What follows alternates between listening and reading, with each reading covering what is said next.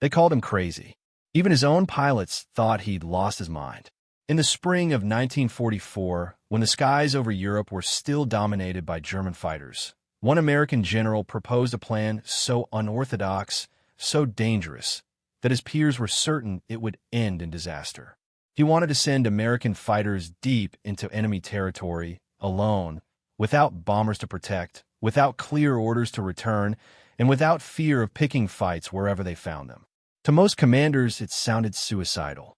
But to General James "Jimmy" Doolittle, it was exactly what the U.S. 8th Air Force needed. This is the story of how one mad general's reckless fighter strategy shattered the Luftwaffe, Germany's proud air force, in just a matter of weeks. The transformation didn't begin with triumph. It began with fear. By late 1943, the U.S. daylight bombing campaign over Germany was on the brink of collapse. Every mission into the Reich was a nightmare. Waves of B-17 flying fortresses and B-24 liberators were torn apart by Messerschmitts and Focke-Wulfs waiting above the clouds. In October 1943, the infamous Schweinfurt-Regensburg raid had proven just how deadly those skies had become. 60 bombers were shot down in one day. Hundreds of airmen went missing. And though the targets were hit, the price was unbearable. Crews began calling it Black Thursday. At the heart of the problem was one simple truth. The bombers couldn't reach their targets and return safely. The U.S. had no long-range fighter capable of escorting them deep into Germany. Without fighter protection, the bombers were sitting ducks. For months, the U.S. Army Air Forces debated. Should they halt deep penetration missions? Should they wait until new aircraft arrived? Or should they change tactics entirely? Then came Doolittle. To most of the world, he was already a legend. 2 years earlier, he'd led the daring raid on Tokyo, a one-way mission that sent 16 B-25 bombers off the deck of the USS Hornet toward Japan in April 1942. It was a bold strike, meant to show the Japanese that the U.S. could hit back after Pearl Harbor. The mission had little tactical value, but its psychological impact was enormous. When Doolittle returned, everyone thought he'd be promoted into some quiet, symbolic post. Instead, in early 1944, he was given command of the 8th Air Force, America's main strategic bombing force in Europe. And what he found was chaos. The bomber crews were demoralized. Losses were unsustainable. The Luftwaffe, far from being on the ropes, was stronger than ever. Germany's fighter production was peaking, and their veteran pilots still ruled the skies. The 8th Air Force needed a miracle, and Doolittle was about to give them one. He began by studying the real problem. The Americans had finally introduced the new P-51 Mustang, a sleek, deadly long-range fighter capable of escorting bombers all the way to Berlin and back. But under the old doctrine, fighters were ordered to stay close to the bomber formations, forming a protective shield. The logic was simple. The bombers were precious, and fighters existed to guard them. But Doolittle thought differently. He saw that by keeping the fighters tied down to the bombers, they were playing defense, always reacting, never taking initiative. The Luftwaffe dictated where and when the fights happened. What if that changed? What if the fighters were unleashed? He issued a new set of orders, ones that would shock his subordinates. Your job is not to protect the bombers, he told them. Your job is to destroy the German Air Force. Under Doolittle's command, escort fighters were no longer chained to the bombers. Once the formations reached German airspace, they were free to roam, to hunt, to dive, to attack enemy aircraft before they could even reach the bombers. To many senior officers, it sounded reckless. Abandoning bombers in enemy skies was the opposite of caution. But Doolittle wasn't after safety. He was after air supremacy. He knew that as long as the Luftwaffe existed, no invasion of Europe could succeed. Every factory bombed, every train line destroyed. It all meant nothing if German fighters still owned the skies. So he changed the mission entirely. And the timing was perfect. By early 1944, the Luftwaffe was already straining under pressure. Allied bombing raids had hit fuel depots and aircraft factories, but Germany was compensating by training new pilots faster, too fast. The veterans who had once terrorized Allied bombers were dying faster than they could be replaced. Doolittle's new tactics would exploit that weakness. His free-roaming fighters could strike airfields, attack German planes as they took off, and even ambush them during landing. It was bold. It was brutal. And soon, the skies over Europe would turn into a killing ground. In just a few weeks, the American fighters, led by men like Colonel Don Blakesley of the 4th Fighter Group, began sweeping into Germany ahead of the bomber streams. They attacked in waves, hunting anything with crosses on its wings.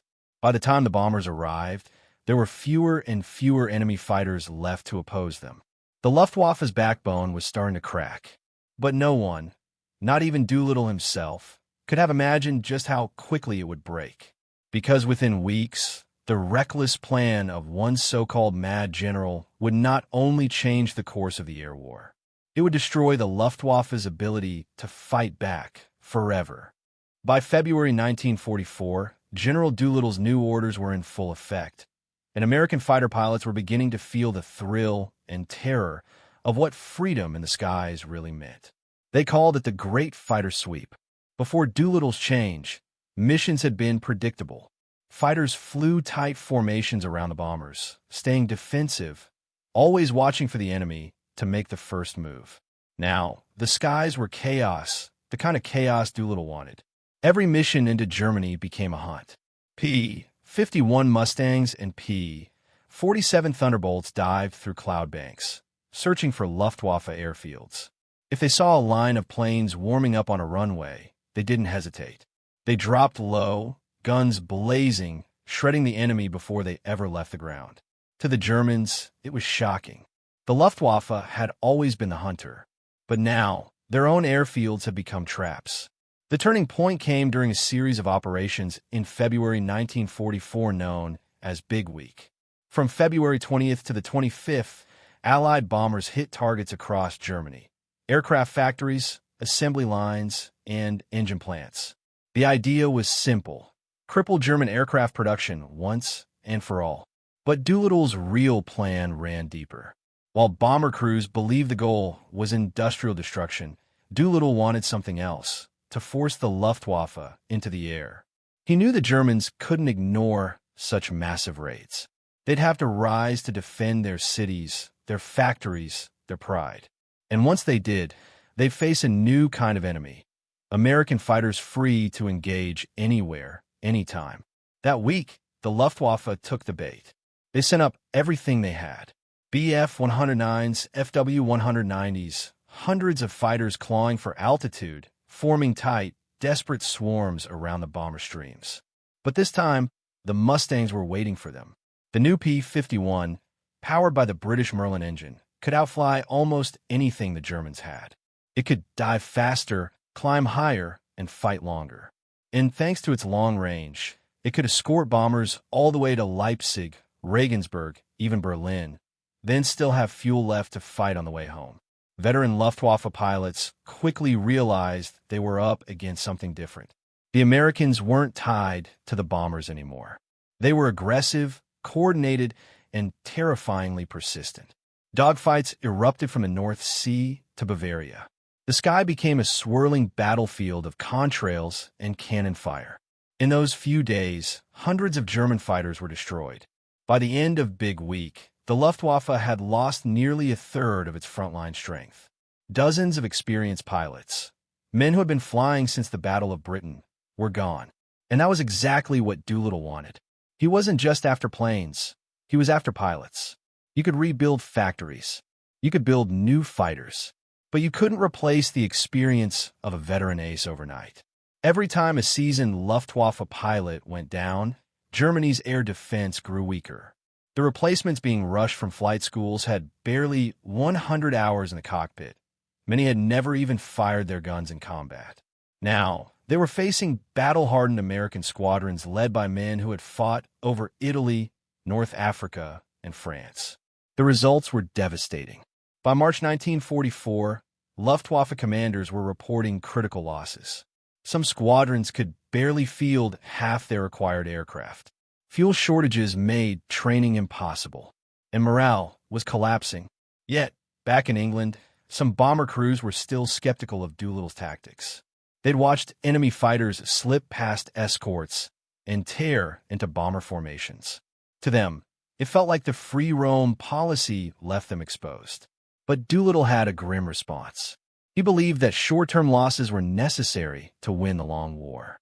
If his fighters could cripple the Luftwaffe now, then soon there would be no one left to shoot down bombers at all. And he was right. As weeks turned into months, the skies grew strangely quiet. Missions that once ended in chaos and fire were suddenly returning with minimal losses. The Luftwaffe's bite had faded. By April, Allied intelligence confirmed it. German fighter production was still running, but their losses were unsustainable. They had no fuel, no seasoned pilots, and no way to recover. It was the beginning of the end. But Doolittle's revolution didn't stop with tactics. It changed how the world viewed air power itself. For the first time, air combat was no longer just about defense or escort. It was about domination. He ordered fighters to strafe German trains, vehicles, and convoys. Rail lines were torn apart. Supply columns burned. The Luftwaffe wasn't just being destroyed in the air, it was being strangled on the ground. The results of this fighter offensive were staggering. By D-Day, the Allies had near total control of Western Europe's skies. When the invasion of Normandy began on June 6, 1944, not a single German aircraft appeared over the beaches in the first critical hours. The Luftwaffe, once feared across Europe, was gone. And it all traced back to that reckless order from a general who dared to let his fighters off the leash. But behind the triumph was tragedy too. American losses, though lower, were still high. Hundreds of young pilots died in those furious months of air combat. Yet many believed it was worth it because their sacrifice broke the Luftwaffe's back before the invasion even began. Still, one question lingered among the surviving pilots. How could one man have seen what so many others missed? How could Doolittle have known that the key to victory was not protection, but pursuit? The answer, and the final twist in his daring plan, would come soon after, when his strategy pushed even deeper into enemy skies and finished the Luftwaffe for good.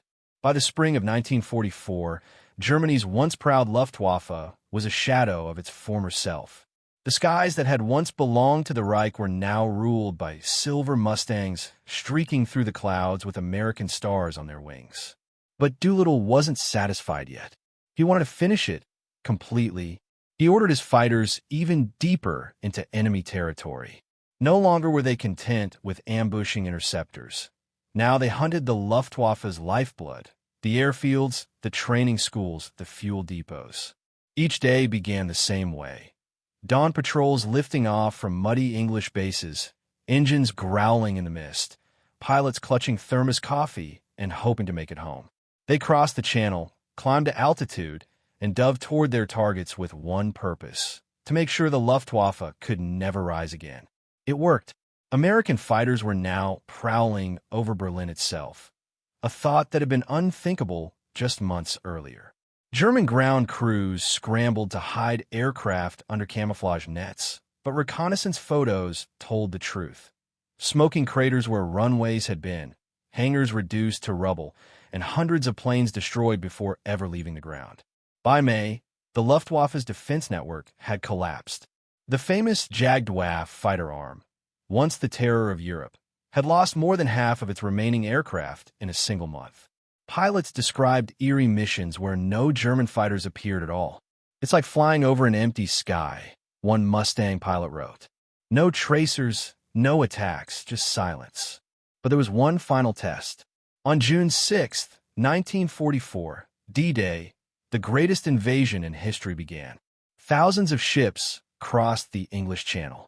Hundreds of bombers and fighters filled the air. Allied generals waited, fearing that at any moment, the Luftwaffe might appear and strike the beaches of Normandy. It never came.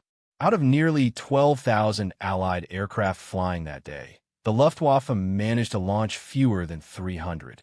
Most never reached the coast. A handful strafed the beaches before being shot down. The once invincible air arm of Nazi Germany had been broken so completely that it couldn't even defend its own homeland.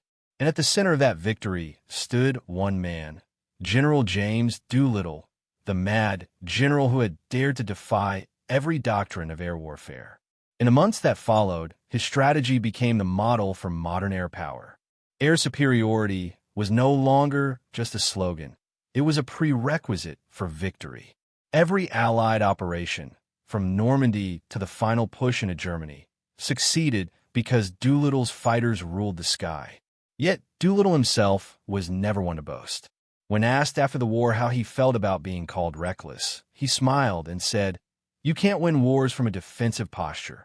Behind that simple statement lay a truth few could grasp in 1944, that defense might preserve you, but only offense could destroy your enemies will to fight. Historians would later call his decision one of the most important strategic shifts of the Second World War, a turning point that hastened the collapse of Nazi Germany. The Luftwaffe, once the spearhead of Hitler's blitzkrieg, would never recover. But the victory had its cost. Thousands of American airmen never came home. The fighter squadrons that followed Doolittle's orders paid heavily for their freedom to hunt. Even Doolittle himself, though celebrated, carried the weight of those losses for the rest of his life. Still, among pilots, his name became legend. They remembered him not as the cautious general behind a desk, but as the man who understood their world, who knew that courage in the sky sometimes looked like madness from the ground. And maybe that was the secret all along, because Doolittle had always been that kind of man, the one willing to take the impossible risk. The Tokyo raid 2 years earlier had proved it. He had led men on a mission everyone expected to die on. When his bomber ran out of fuel and crash-landed in China, he didn't see failure. He saw proof that boldness could change the course of a war. Now, 2 years later, his reckless gamble had done it again. When the war finally ended in 1945, the Luftwaffe's total losses were staggering. Over 40,000 aircraft destroyed, tens of thousands of pilots dead or captured. Many of those losses came in that brief, furious span of weeks after Doolittle's arrival. German generals later admitted it themselves. "We lost the air war in the spring of 1944, one recalled. After that, we could do nothing but defend and die." And that was exactly what Doolittle had intended. Today, the lesson still echoes through Air Force academies and strategy books around the world. Control the skies, and you control the battlefield. Lose them, and everything below becomes vulnerable. In just a few short weeks, one general with a so-called mad idea had rewritten the rules of air combat. He had transformed a failing bombing campaign into the most powerful air armada in history. As the war drew to a close, a young Mustang pilot scribbled a line in his flight log after his final mission. It read, "Clear skies. No enemies seen. The Luftwaffe is gone." It was more than a note. It was an epitaph. For the Luftwaffe, for an era of German air dominance, and for the old idea that wars could be won by playing it safe. And behind that quiet line in a worn-out logbook lay the legacy of one daring man, a general who refused to protect the skies and instead chose to own them.